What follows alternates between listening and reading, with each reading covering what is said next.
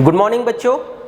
Photosynthesis in higher plant में हमने last दो लेक्चर में बेसिक एक्सपेरिमेंट के साथ अर्ली एक्सपेरिमेंट को डिस्कस किया है। आज के लेक्चर में हम फर्दर एक्सपेरिमेंट को डिस्कस करते हैं।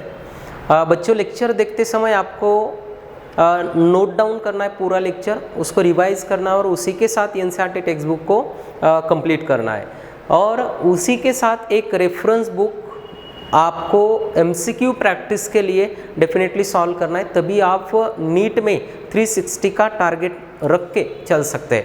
तो नेक्स्ट एक्सपेरिमेंट को हम आज स्टार्ट करते हैं। नेक्स्ट एक्सपेरिमेंट में आज मैं आपको फर्स्ट एक्सपेरिमेंट जो लेने वाला हूँ वो है जूलियस ओन सैक, इस साइंटिस्ट का, Julius von Sachs. Julius von Sachs का जो वर्क है वो 1854 का है। 1854 में उसने प्लांट के फोटोसिंथेसिस के बारे में कुछ स्टेटमेंट दिए थे। उसका फर्स्ट स्टेटमेंट ये है, उन्होंने बताया कि जब भी प्लांट की ग्रोथ होती है उसी टाइम प्लांट में ग्लूकोज का प्रोडक्शन होता है। प्लांट की ग्रोथ होते वक्त प्लांट के अंदर ग्लूकोज प्रोड्यूस होता है।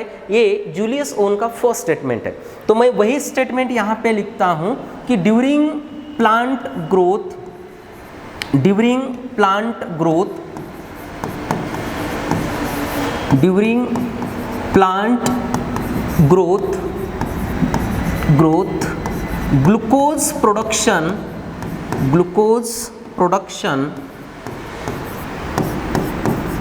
glucose production takes place.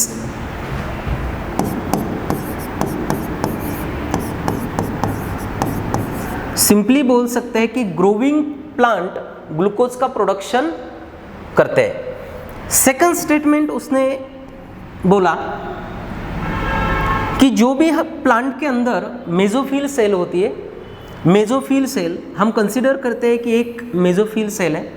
Mesophyll cell के अंदर एक इम्पॉर्टेंट बॉडी होती है, स्पेशल बॉडी होती है, उसको हम क्लोरोप्लास्ट बोलते हैं। और क्लोरोप्लास्ट के अंदर ग्रीन कलर के पिगमेंट होते हैं, ग्रीन सब्सटेंसेस होते हैं, उन्हें हम अभी क्लोरोफिल बोलते हैं।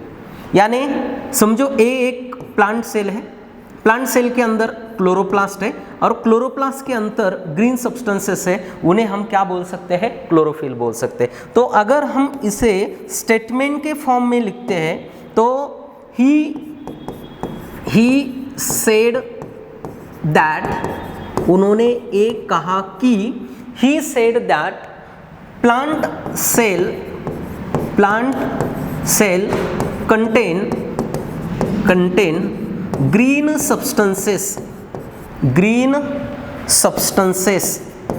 plant cell contain green substances now called, हम उसे अभी क्लोरोफिल बोलते हैं, chlorophyll. He said that plant cell contain green substances inside the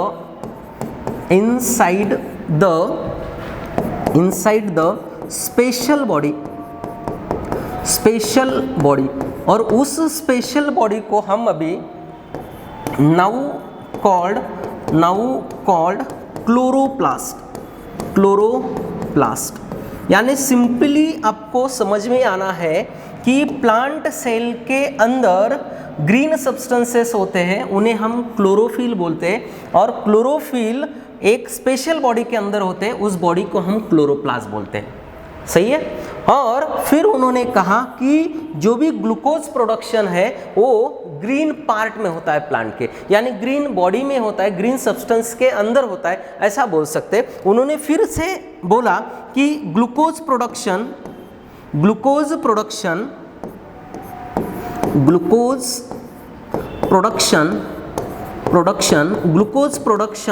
takes place in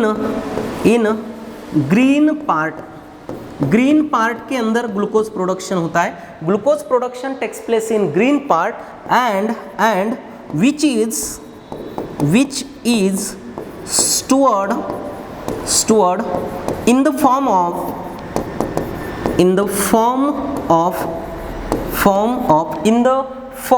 of starch। यानी बेटा ग्लूकोज प्लांट के अंदर स्टार्च के फॉर्म में स्टोर होता है। हम ऐसा भी बोल सकते हैं कि एंड प्रोडक्ट ऑफ ग्लूकोज, अगर हम बोल सकते हैं and product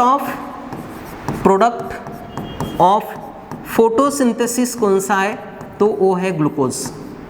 and product of photosynthesis कौन सा है, ग्लूकोज।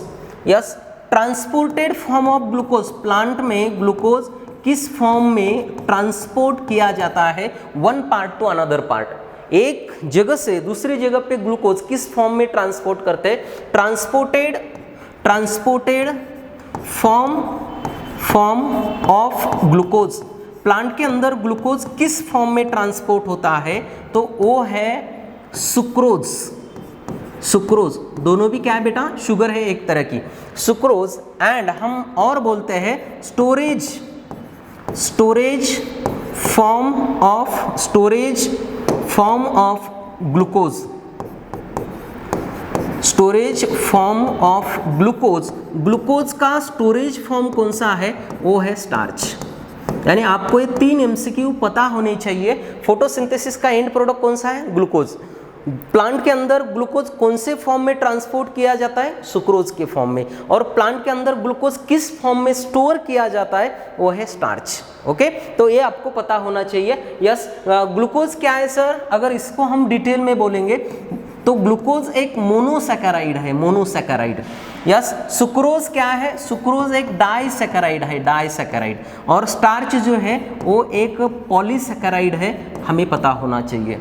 ठीक है, जूलियस ओनसैक का एक्सपेरिमेंट क्या इंफॉर्मेशन प्रोवाइड करता है, उन्होंने फर्स्ट टाइम बोला कि ग्रोविंग पार्ट के अंदर ग्लूकोज का प्रोडक्शन होता है, ये उन्होंने ऑब्जर्व किया, उन्होंने इसके बारे में इंफॉर्मेशन दी थी। और उन्होंने ये कहा कि प्लांट के अंदर ग्रीन सब्सटेंसेस होते हैं, और ग्रीन सब्सटेंस को हम अभी क्लोरोफिल बोलते हैं, और ये ग्रीन सब्सटेंसेस क्लोरोप्लास्ट के अंदर होते हैं, उन्हें हम स्पेशल बॉडी बोलते हैं।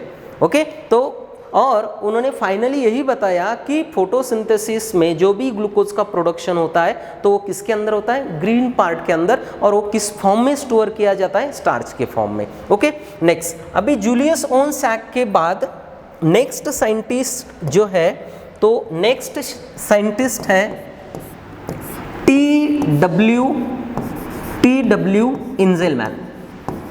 इंजेलमैन।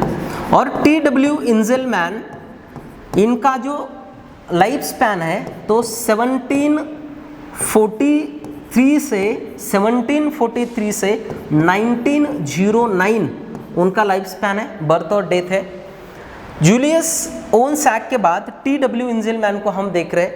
टी.डब्ल्यू. इंजेलमैन ने he gave first action spectrum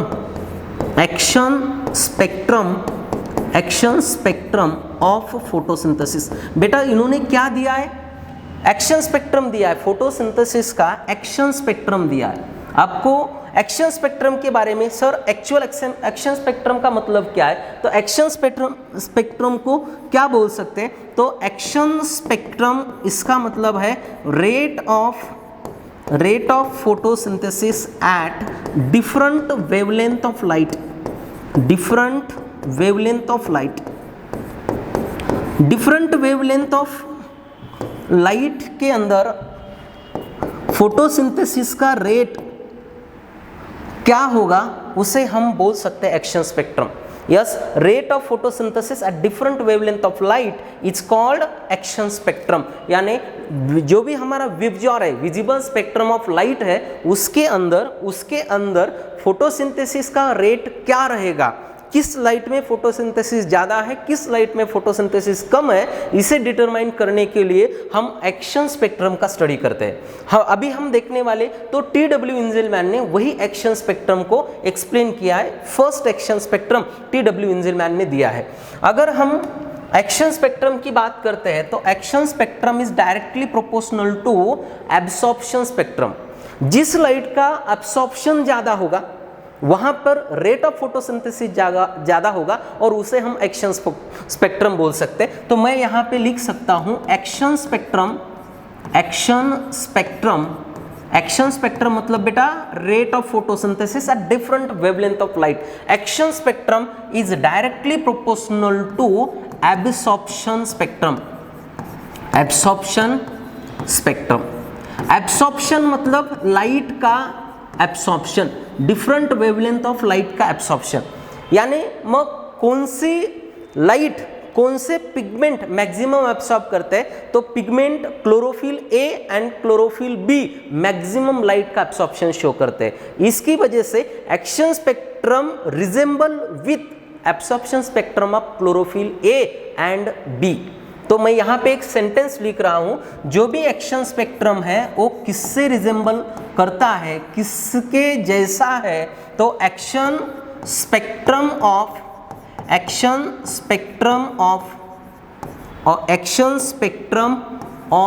photosynthesis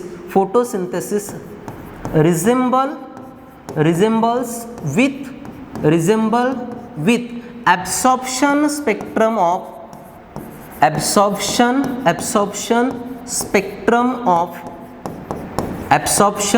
spectrum of chlorophyll A and chlorophyll B। Simply अगर मैं यहाँ पे action spectrum and absorption spectrum दोनों का एक रफ ग्राफ अगर मैं दिखाऊं, यहाँ पे हम जस्ट रफ, मैं फिर से इसको डिटेल में लेने वाला हूँ आगे एक्शन और एब्सॉर्प्शन स्पेक्ट्रम के टॉपिक में। जस्ट आपको समझ में आने के लिए मैं यहाँ पे आपको दिखा रहा हूँ। अगर समझो विजिबल स्पेक्ट्रम ऑफ लाइट में एक्शन एब्सॉर्प्शन स्पेक्ट्रम का ग्राफ जो है वो हमें इस तरह का देखने को मिलता है। हम कंसिडर करते हैं ये जो लाइट है, ये जो पीक है ग्राफ का, ये ब्लू लाइट का एब्सॉर्प्शन शो कर रहा है, और ये जो पीक है ग्राफ का ये हमें रेड लाइट का एब्सॉर्प्शन शो कर रहा है। और जिस लाइट का एब्सॉर्प्शन ज़्यादा है उसी जगह पे एक्शन स्पेक्ट्रम भी हमें ऐसे ही देखने को मिलता है, इस तरह। यानी जहाँ पे एब्सॉर्प्शन ज़्यादा है वहाँ पर एक्शन स्पेक्ट्रम का ग्राफ भी कैसा है, हाई है बोल सकते हैं। यानी एब्सॉर्प्शन और एक्शन स्पेक्ट्रम दोनों का ग्राफ क्या हो रहा है, एक दूसरे के साथ रिजेंबल हो रहा है, सिमिलर दिख रहा है। ये जो ग्राफ है वो एक्शन स्पेक्ट्रम का है, एक्शन स्पेक्ट्रम का, और नीचे वाला जो ग्राफ है वो एब्सॉर्प्शन स्पेक्ट्रम का है। एक्शन स्पेक्ट्रम और एब्सॉर्प्शन स्पेक्ट्रम शायद आपको अच्छे से समझ में आया होगा। नेक्स्ट, एक्शन स्पेक्ट्रम का मतलब क्या है बेटा, rate of photosynthesis at different wavelength of light, और एब्सॉर्प्शन स्पेक्ट्रम का मतलब है कौन सी वेवलेंथ ऑफ लाइट पिगमेंट कितने प्रमाण में एब्सॉर्ब कर रहे हैं। एब्सॉर्प्शन स्पेक्ट्रम, एक्शन स्पेक्ट्रम आपको समझ में आना चाहिए। उसके बाद हम एक्चुअल एक्सपेरिमेंट को जाते हैं TW इंजेलमैन के। उन्होंने फर्स्ट एक्शन स्पेक्ट्रम दिया था। एक्शन स्पेक्ट्रम दिखाने के लिए, एक्सपेरिमेंट के लिए उन्होंने क्या यूज किया था, तो जो भी उनका एक्सपेरिमेंटल मटेरियल है, एक्सपेरिमेंटल मटेरियल, बेटा मैं बोलने के साथ पूरा टॉपिक लिख रहा हूँ, एक भी लाइन छोड़ नहीं रहा हूँ, आपको उसी तरह से लिख के लेना है। एक्सपेरिमेंटल मटेरियल में उन्होंने एक ग्रीन अलगा लिया था, और ग्रीन अलगा कौन सा लिया है, तो ग्रीन अलगी उन्होंने क्लैडोफोरा यूज़ किया है। ग्रीन अलगिया है क्लैडोफोरा, उसको यूज़ किया है। ग्रीन अलगी के बाद उन्होंने सस्पेंशन ऑफ एरोबिक बैक्टीरिया का सस्पेंशन लिया है। Suspension of aerobic bacteria. Aerobic bacteria का मतलब क्या है बेटा, जिस बैक्टीरिया को सर्वाइव करने के लिए ऑक्सीजन की जरूरत होगी उन्हें हम बोल सकते हैं एरोबिक बैक्टीरिया। एरोबिक बैक्टीरिया को लिया है। एरोबिक बैक्टीरिया क्यों उन्होंने एरोबिक बैक्टीरिया को लिया है, aerobic bacteria used to know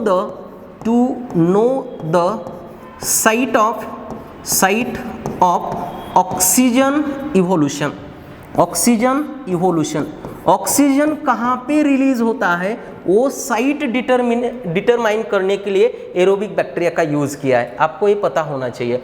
green अलगा लिया है क्लाडोफोरा, सस्पेंशन ऑफ एरोबिक, नॉट बेटा एनाएरोबिक नहीं, एरोबिक बैक्टीरिया को उन्होंने लिया है। और इसी के साथ उन्होंने एक प्रिज्म को लिया है, प्रिज्म। यस, प्रिज्म का क्या इंपॉर्टेंट है सर? प्रिज्म का इंपॉर्टेंट है ये कन्वर्ट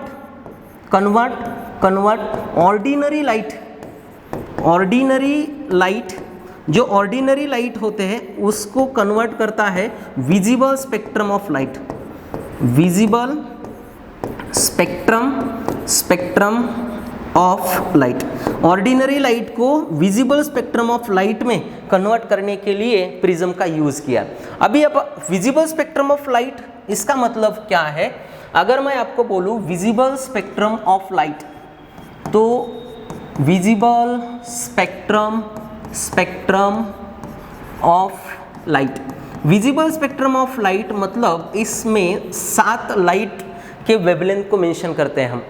7 लाइट वेवलेंथ मतलब इसमें VIBGYOR VIBGYOR visible spectrum of light है। Violet, indigo, blue, green, yellow, orange और रेड, ये पूरा क्या है? तो ये पूरा है विजिबल स्पेक्ट्रम ऑफ लाइट। और विजिबल स्पेक्ट्रम ऑफ लाइट की अगर हम वेवलेंथ की बात करते हैं तो वेवलेंथ यहाँ पे 390 नैनोमीटर टू 760 नैनोमीटर हम इसकी वेवलेंथ कह सकते, या रफली अगर हम अप्रॉक्सीमेट लेते तो 400 नैनोमीटर टू 700 नैनोमीटर ये विजिबल स्पेक्ट्रम ऑफ लाइट है। और इसको हम अगर उसी को हम एमस्ट्रॉन्ग में मेंशन करते हैं तो अप्रोक्सीमेट ये आएगा 4000 एमस्ट्रॉन्ग टू 7000 एमस्ट्रॉन्ग। ये क्या रहेगी? यस, वेवलेंथ रहेगी किसी की विजिबल स्पेक्ट्रम ऑफ लाइट की। ये वेवलेंथ है किसकी? विजिबल स्पेक्ट्रम ऑफ लाइट की ये वेवलेंथ हमें देखने को मिलती है। अगर हम किसी प्लांट के ऊपर अगर विजिबल स्पेक्ट्रम ऑफ लाइट को छोड़ते हैं, डालते हैं, तो वो प्लांट कौन सी लाइट मैक्सिमम अब्सॉर्ब करता है और कौन से लाइट में उसका रेट ऑफ फोटोसिंथेसिस ज़्यादा होता है, ये हमें देखना है अभी। और उसी से हम डिटरमाइन करेंगे एक्शन स्पेक्ट्रम। ओके, अभी क्या किया, जैसे TW इंजेलमैन ने एक एरोबिक बैक्टीरिया का सस्पेंशन लिया, यहाँ पर उन्होंने एक ऑर्डिनरी लाइट को लिया, ऑर्डिनरी लाइट। इस ऑर्डिनरी लाइट को उन्होंने एक प्रिज्म से पास किया, हम बोलेंगे प्रिज्म है, और प्रिज्म से ऑर्डिनरी लाइट को पास किया। ऑर्डिनरी लाइट जब प्रिज्म को क्रॉस करके आगे निकलती है तो ऑर्डिनरी लाइट के 7 पार्ट में डिवीजन होता है।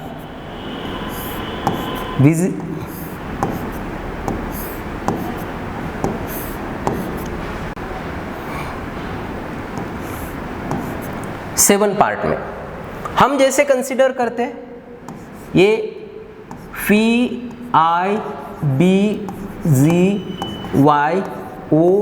और विजिबल स्पेक्ट्रम ऑफ लाइट है। Violet, indigo, blue, green, yellow, orange और रेड, ये पूरा क्या है? विजिबल स्पेक्ट्रम ऑफ लाइट है। वो क्रिएट करने का काम किसका है? प्रिज्म का है। और जब भी ये लाइट यहाँ पे जाके एक एरोबिक बैक्टीरिया कंटेनिंग सस्पेंशन के ऊपर, एरोबिक बैक्टीरिया कंटेनिंग सस्पेंशन के ऊपर जाकर क्लैडोफोरा के ऊपर जाकर वहाँ पे गिरती है तो हमें थोड़ा सा चेंज देखने को मिलता है। जैसे कि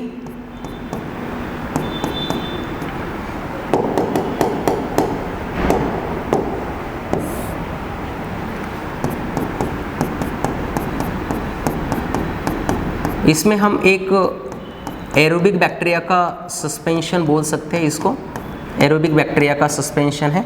यहाँ पर मैं छोटे एरोबिक बैक्टीरिया दिखाता हूँ, ये पूरे एरोबिक बैक्टीरिया है, पूरे सस्पेंशन में अभी आपको डिस्ट्रीब्यूट हुए ऐसा दिखेगा। और इस एरोबिक बैक्टीरिया के सस्पेंशन में हम यहाँ पे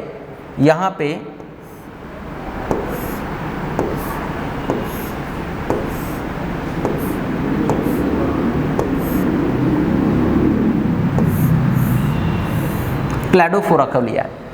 अगर हम क्लैडोफोरा को यहाँ पर देखते हैं तो यहाँ पे हमें नज़र आता है कि जब भी ये visible spectrum of light Cladophora के ऊपर जाके गिरती है तो यहाँ पे कंसिडर करना है वायलेट लाइट यहाँ पे फॉल होगी, इंडिगो लाइट, यहाँ पे blue light, green light, yellow light, orange और रेड लाइट। ओके, ऐसा विजिबल स्पेक्ट्रम ऑफ लाइट की डिफरेंट वेवलेंथ ऑफ वाली लाइट क्लैडोफोरा के ऊपर गिर जाती है। इस लाइट गिरने के बाद मैक्सिमम जो भी सस्पेंशन के अंदर बैक्टीरिया है तो वो बैक्टीरिया जहाँ पे रेड लाइट फॉल होती है वहाँ पे मैक्सिमम अकुमुलेट होते हैं, और जहाँ पे ब्लू लाइट गिरती है वहाँ पे मैक्सिमम अकुमुलेट होते हैं। यानी अगर आप बैक्टीरिया का अकुमुलेशन देखेंगे तो जहाँ पे जहाँ पे ब्लू लाइट और रेड लाइट फॉल हो रही है क्लैडोफोरा के ऊपर, वहाँ पे बैक्टीरिया का अकुमुलेशन ज़्यादा हुआ है। उसी जगह पे बैक्टीरिया का अकुमुलेशन क्यों हुआ है कि जहाँ पे ब्लू और रेड लाइट गिर जाती है, तो ब्लू और रेड लाइट जहाँ पे गिरती है वहाँ पे मैक्सिमम फोटोसिंथेसिस होता है, और मैक्सिमम फोटोसिंथेसिस होने के कारण वहाँ पे ऑक्सीजन रिलीज होता है, और वो ऑक्सीजन एरोबिक बैक्टीरिया खुद के लिए यूज करते हैं। इसकी वजह से एरोबिक बैक्टीरिया का अकुमुलेशन हमें रेड और ब्लू लाइट जहाँ पे फॉल होती है वहाँ पे ज़्यादा दिखता है। आपको कंसेप्ट क्लियर हो गई है? रेट ऑफ फोटोसिंथेसिस कहाँ पे ज़्यादा है आपको समझ में आ रहा है?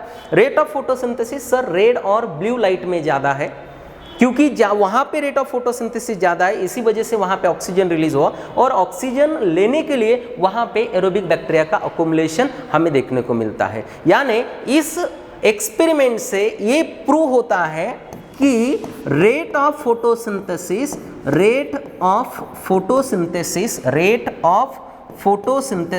Maximum in red and blue light. Rate of photosynthesis maximum कौन से लाइट में है? रेड और ब्लू लाइट में रेट ऑफ फोटोसिंथेसिस मैक्सिमम हमें देखने को मिलता है। Yes, it is prove by accumulation of aerobic bacteria. It is proved by accumulation of aerobic bacteria at the point where red and blue light fall. Okay, so it is proved by accumulation of aerobic bacteria at the point where red and blue light fall. जहाँ पे red और blue light fall होती है वहाँ पे bacteria का accumulation ज़्यादा है, क्योंकि उन्हें वहाँ पे ऑक्सीजन मिलता है। इसका मतलब यही है कि रेट ऑफ फोटोसिंथेसिस मैक्सिमम किस लाइट में है? रेड और ब्लू लाइट में है। और रेट ऑफ फोटोसिंथेसिस सबसे कम किस लाइट में दिखने को मिलता है? तो ग्रीन लाइट में। यहाँ पे मैं एक्स्ट्रा पॉइंट एक ऐड करता हूँ, rate of photosynthesis minimum in